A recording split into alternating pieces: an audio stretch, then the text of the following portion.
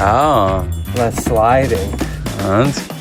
The upper row of pockets are super deep, so we can put something around with tools, gloves, all that kind of stuff in the pockets.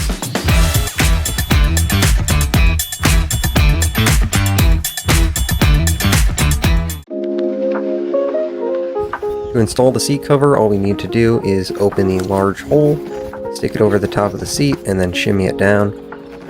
Once the back part is tight, you can grab the front edge, it's elastic, and pull it over the front edge of the seat.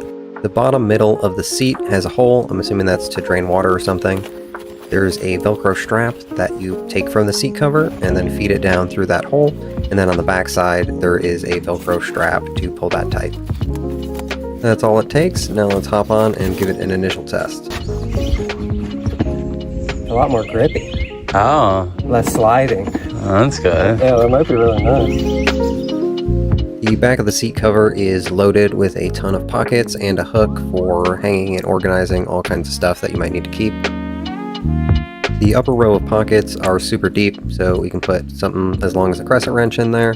We went ahead and threw a bunch of stuff in there so that we could try it and see if it rattled. It was nice and quiet when you drove around with tools, gloves, all that kind of stuff in the pockets.